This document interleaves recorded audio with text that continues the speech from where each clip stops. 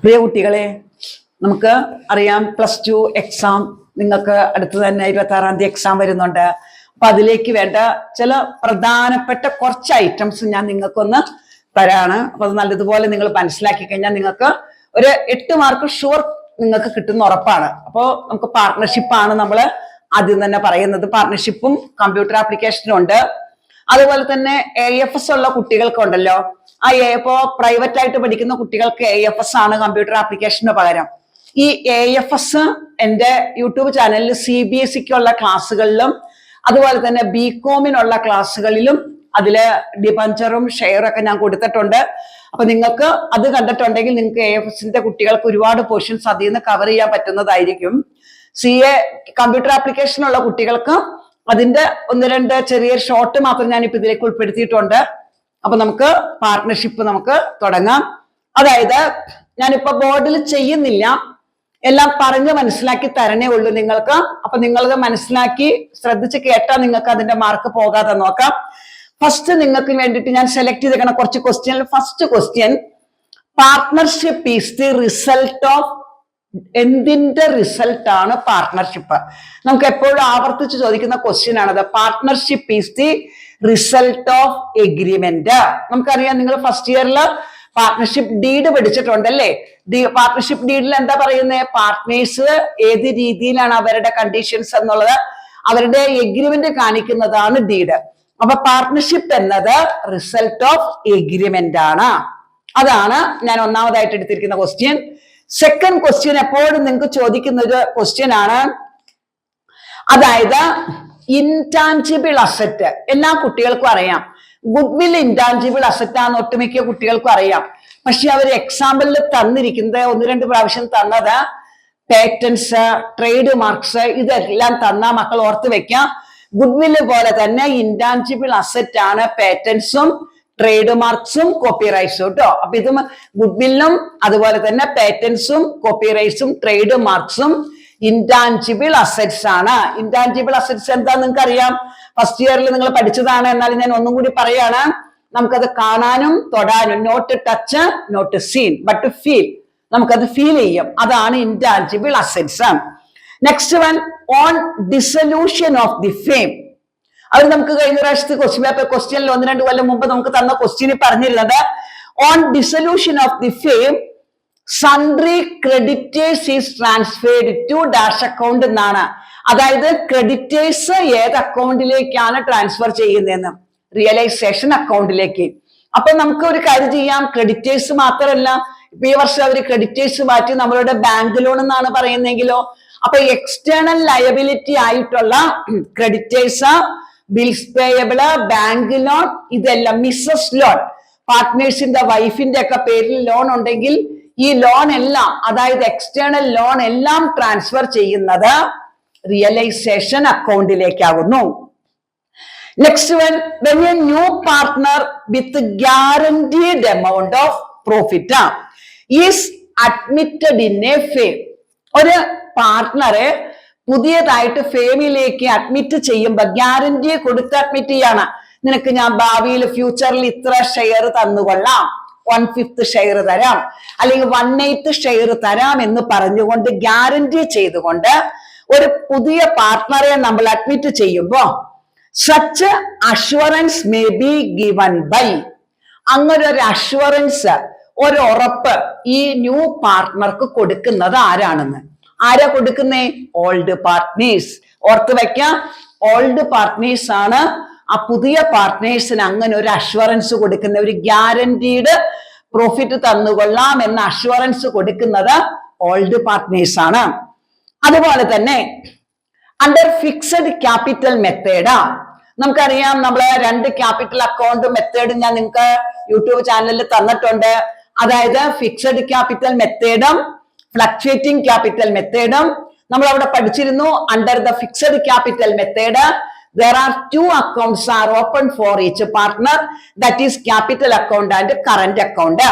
But in fluctuating capital account there is only 1 account, that is capital account. ഇവിടെ നമ്മളോട് ചോദിച്ചിരിക്കുന്നത്, അപ്പൊ fixed capital മെത്തേഡിൽ 2 അക്കൗണ്ട് ഉണ്ടെന്നാണ് നമ്മളിപ്പോ പറഞ്ഞത്, ക്യാപിറ്റൽ അക്കൗണ്ടും കറന്റ് അക്കൗണ്ടും. ഫ്ലക്ച്വേറ്റിംഗ് മെത്തേഡിൽ ഒരേ അക്കൗണ്ട് ഓപ്പൺ ചെയ്യുന്നുള്ളൂ, അതായത് ക്യാപിറ്റൽ അക്കൗണ്ട് മാത്രം. ഇവിടെ നമ്മളോട് ചോദിച്ചിരിക്കുന്നത് under fixed capital method adjustments are transferred to dash account. എല്ലാ അഡ്ജസ്റ്റ്മെന്റുകളും എവിടേക്കാണ് ട്രാൻസ്ഫർ ചെയ്യുന്നേ എന്നാണ് ചോദിച്ചിരിക്കുന്നത്. എവിടേക്കാണ് എല്ലാ അഡ്ജസ്റ്റ്മെന്റുകളും ട്രാൻസ്ഫർ ചെയ്യുന്നേ? കറന്റ് അക്കൗണ്ടിലേക്ക് അല്ലേ? കറന്റ് അക്കൗണ്ടിന്റെ ക്രെഡിറ്റ് സൈഡിൽ നമ്മൾ എന്താ എഴുതുന്നേ? പാർട്ട്ണറിന്റെ ക്യാപിറ്റൽ കൂട്ടുന്ന എല്ലാ സംഭവങ്ങളും, അതായത് പാർട്ട്ണറിന്റെ salary, commission, share of profit, അങ്ങനെ പാർട്ട്ണറിന്റെ ക്യാപിറ്റൽ കൂട്ടുന്ന സംഭവങ്ങളെല്ലാം നമ്മൾ കറന്റ് അക്കൗണ്ടിന്റെ ക്രെഡിറ്റ് സൈഡിൽ എഴുതും.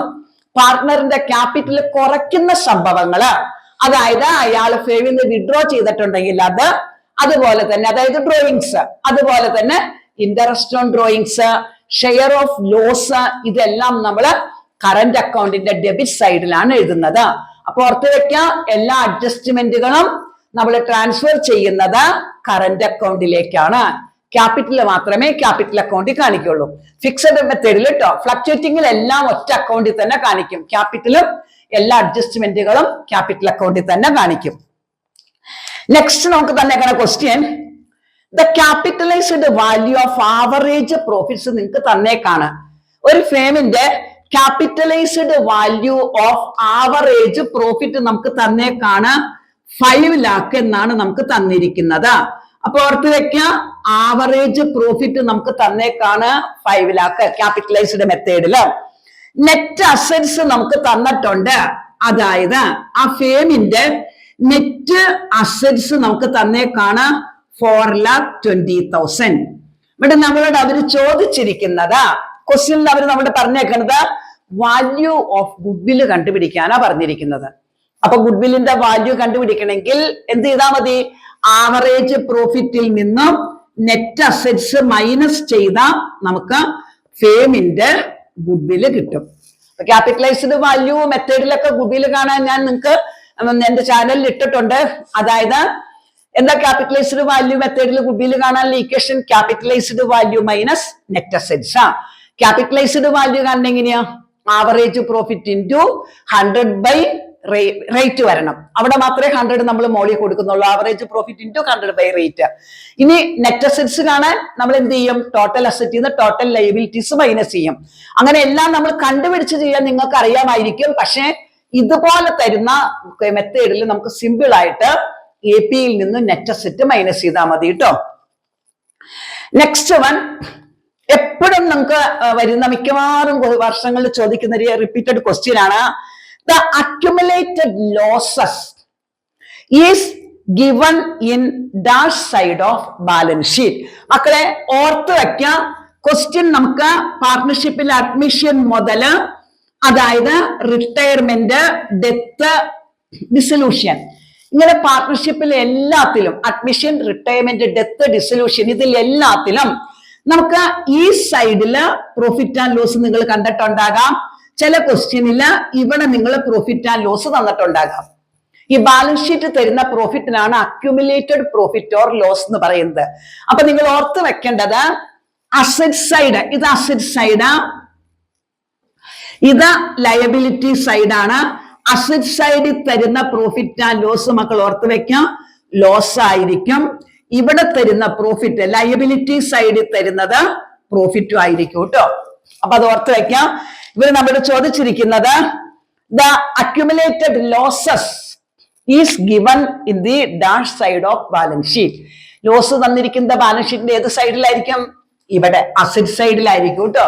ലയബിലിറ്റി സൈഡിൽ തരുന്നത് അക്യുമുലേറ്റഡ് പ്രോഫിറ്റ് എന്ന് പറഞ്ഞാൽ എന്താ? അത് അക്യുമുലേറ്റഡ് പ്രോഫിറ്റ് മീൻസ് തലേ വർഷങ്ങളില് പ്രോഫിറ്റ് ആയാലും ലോസ് ആയാലും വീതിച്ചു കൊടുക്കാതെ ഇങ്ങനെ ബാക്കി അങ്ങനെ അക്യുമുലേറ്റ് ചെയ്തിരിക്കുന്നത്, അതാണ് അക്യുമുലേറ്റഡ് പ്രോഫിറ്റ് ഓർ ലോസ്. അടുത്ത് നമുക്ക് തന്നേക്കുന്നത് profit on revaluation at the time of retirement of a partner is shared. റിട്ടയർമെന്റിന്റെ കേസിൽ ഒരു പാർട്ട്ണറുടെ പ്രോഫിറ്റ്, റിവാലുവേഷൻ അക്കൗണ്ടിന്റെ പ്രോഫിറ്റ് ഷെയർ ചെയ്യുന്നത് ഏത് റേഷ്യോയിലാണെന്നാണ് ചോദിച്ചിരിക്കുന്നത്. അപ്പൊ ഞാൻ ഇതിനോട് ബന്ധപ്പെട്ട് തന്നെ ഞാൻ നിങ്ങൾക്ക്, അതാണ് ഞാൻ അങ്ങനെ പറയാന്ന് കണക്കാക്കിയത്. എഴുതുമ്പോ ആ ഒരു കാര്യം മാത്രമേ നമ്മൾ പറഞ്ഞു എഴുതുള്ളൂ. അതായത് ഓർത്ത് വെക്കാം, റിട്ടയർമെന്റിൽ മാത്രമല്ല കേട്ടോ, അഡ്മിഷനില്, റിട്ടയർമെന്റ്, ഡെത്ത്. ഈ കേസില് ഇത്രയും മക്കൾ ഓർത്താ മതി.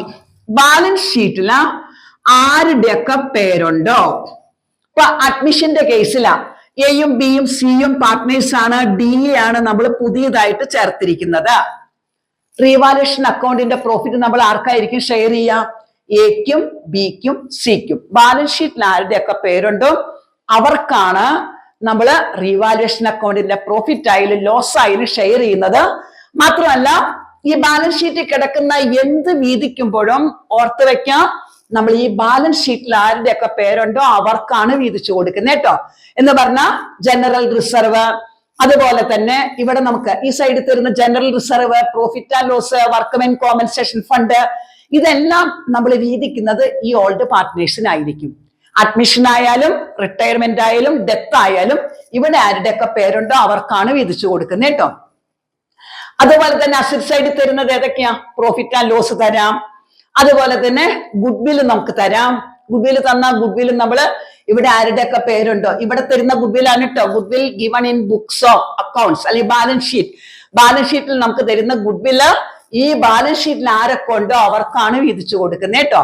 അപ്പൊ അഡ്മിഷനിലാണെങ്കിൽ ഇവർക്ക് 3 പേർക്കും, റിട്ടയർമെന്റിലാണെങ്കിലോ ഇപ്പൊ ബി റിട്ടയർ ചെയ്തു, ബി റിട്ടയർ ചെയ്ത ഈ ബിക്ക് ഉൾപ്പെടെയല്ലേ നമ്മളത് വീതിച്ചു കൊടുക്കുന്നത്, ഇൻക്ലൂഡിങ് ദ റിട്ടയറിംഗ് പാർട്ട്നേഴ്സ്.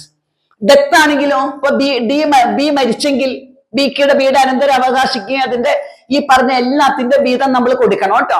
അപ്പൊ ബാലൻസ് ഷീറ്റിൽ നിന്ന് എന്ത് വീതിക്കുമ്പോഴും ഓർത്ത് വെക്കാം, ബാലൻസ് ഷീറ്റിൽ ആരൊക്കെ ഉണ്ടോ ആ പാർട്ട്നേഴ്സിനെല്ലാം നമ്മൾ വീതിച്ചു കൊടുക്കും. ഇവിടെ നമ്മളോട് പറഞ്ഞ ക്വസ്റ്റ്യൻ എന്തായിരുന്നു? Profit on revaluation. ഒരു പാർട്ട്ണർ റിട്ടയർ ചെയ്ത് കഴിയുമ്പോ ബി റിട്ടയർ ചെയ്തു, റീവാലുവേഷൻ അക്കൗണ്ടിന്റെ പ്രോഫിറ്റ് ആയാലും ലോസ് ആയാലും ആർക്കാ വിധിച്ചു കൊടുക്കുന്നേ? ഓൾഡ് പാർട്ട്നേഴ്സിന്. ബാലൻസ് ഷീറ്റിലുള്ളതല്ലേ ഇവരല്ലേ, 3 പേരും ബാലൻസ് ഷീറ്റിലുള്ളവരല്ലേ, അപ്പൊ ഓൾഡ് പാർട്ട്നേഴ്സ് കേട്ടോ.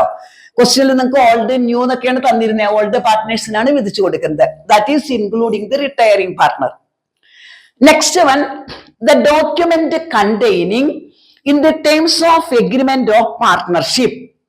നമ്മുടെ ഏറ്റവും ഫസ്റ്റ് ക്വസ്റ്റ്യൻ പറഞ്ഞതാണ്. അതായത് നിങ്ങൾ ബിസിനസ് സ്റ്റഡീസിൽ ഫസ്റ്റ് ഇയറിൽ പഠിച്ചൊരു സംഭവമാണ്, പക്ഷെ നമുക്ക് തിയറിയും കൂടി ഉൾപ്പെടുത്തിയാണ് ക്വസ്റ്റ്യൻ വരുന്നത്. അപ്പോ പാർട്ട്ണർഷിപ്പിന്റെ അതായത് ടേംസ് ഓഫ് എഗ്രിമെന്റ് കണ്ടെയ്ൻ ചെയ്യുന്ന ഡോക്യുമെന്റ് ഏതാണെന്ന്, ഏത് രേഖയാണ് പാർട്ട്ണർഷിപ്പിന്റെ എഗ്രിമെന്റ് കണ്ടെയ്ൻ ചെയ്തേക്കുന്നത്? ഏത് രേഖയാ? Partnership deed. പാർട്ട്ണർഷിപ്പ് ഡീഡ് ആണ് ആ ഡോക്യുമെന്റ് കേട്ടോ. Next one, the account prepared to close the assets and liabilities.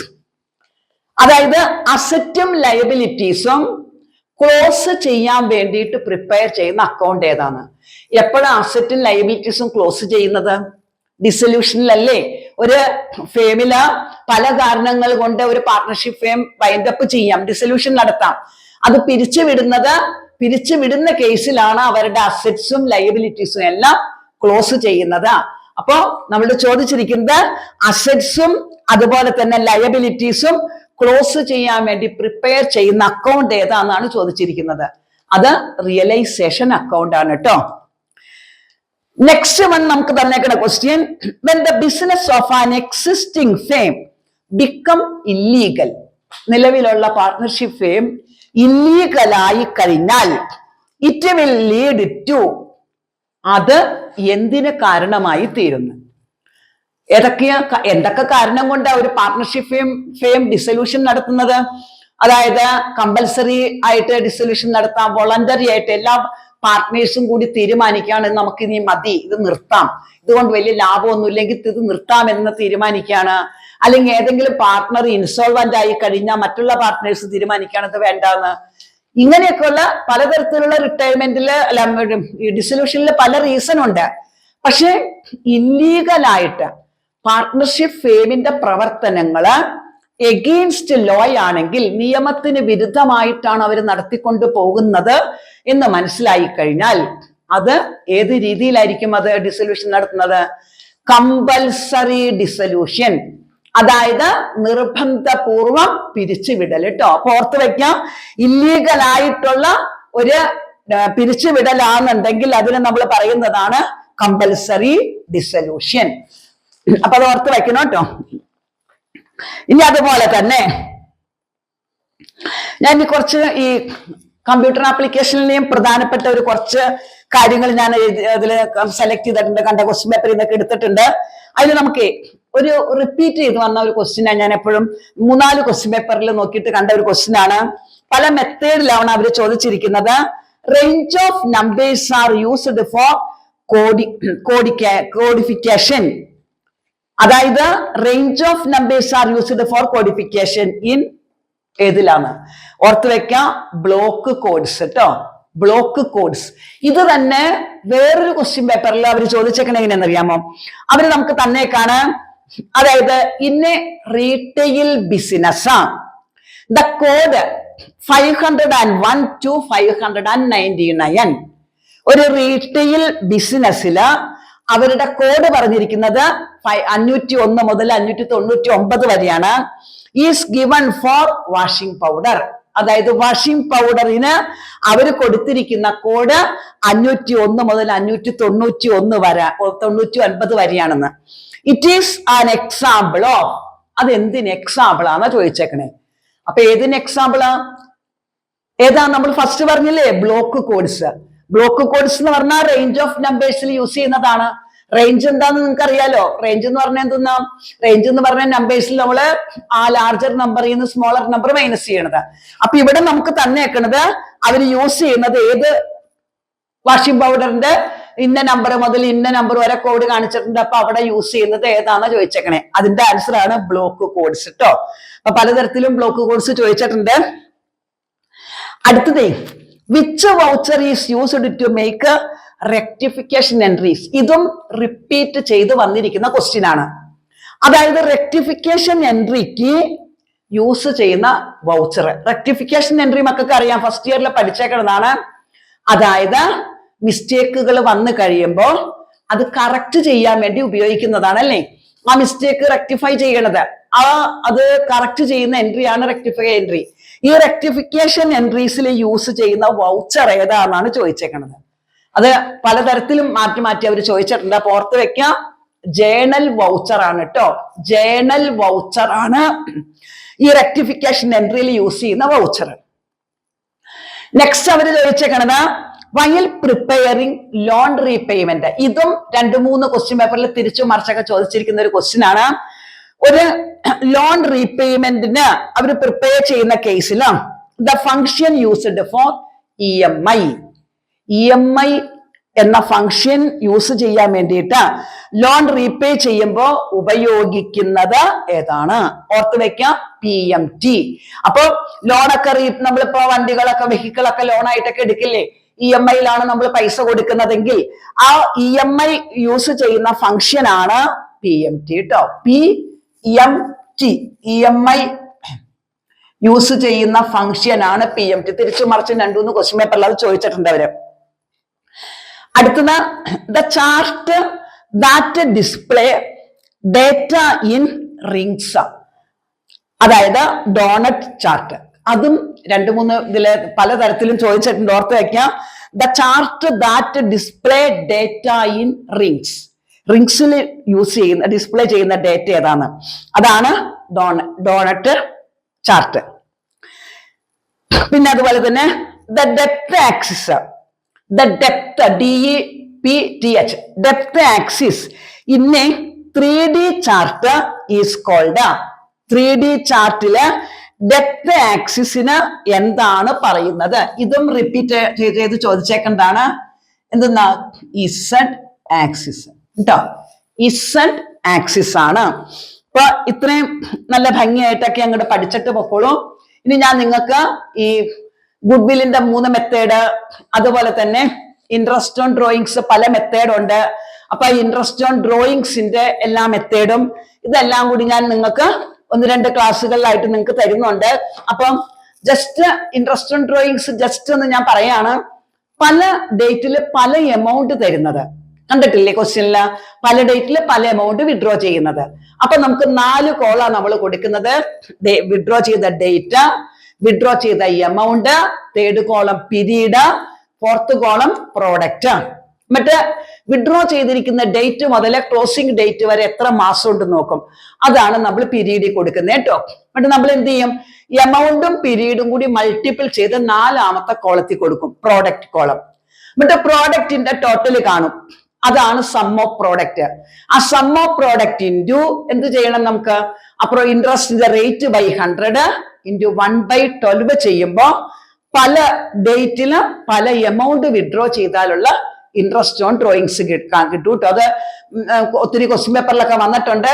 അപ്പൊ 4 കോളം നമ്മൾക്ക് കൊടുക്കണം എന്നുള്ളത് ഓർത്ത് വെക്കുക. പല ഡേറ്റില് പല എമൗണ്ട് ആണ് വിഡ്രോ ചെയ്യുന്നതെങ്കിൽ അത് ഞാൻ യൂട്യൂബ് ഇതിൽ ഞാൻ ക്ലാസ്സിൽ കൊടുത്തിട്ടുണ്ട് നിങ്ങൾക്ക്. അപ്പൊ നിങ്ങളത് സെർച്ച് ചെയ്താൽ നിങ്ങൾക്ക് കിട്ടും. ഇൻട്രസ്റ്റിന്റെ എല്ലാ മെത്തേഡും നല്ല ഭംഗിയായിട്ട് പഠിക്കാം, ഗുഡ്വില്ലിന്റെ എല്ലാ മെത്തേഡും ഭംഗിയായിട്ട് പഠിക്കാം. പിന്നെ അഡ്മിഷൻ, റിട്ടയർമെന്റ്, ഡെത്ത്. ഈ റിട്ടയർമെന്റിന്റെ ക്യാപിറ്റൽ അഡ്ജസ്റ്റ്മെന്റ് ഞാൻ 2-3 ക്വസ്റ്റ്യൻ കൊടുത്തിട്ടുണ്ട്. ഇതൊക്കെ നല്ല ഭംഗിയായിട്ട് ചെയ്ത് പഠിക്കണം കേട്ടോ. ഓക്കെ.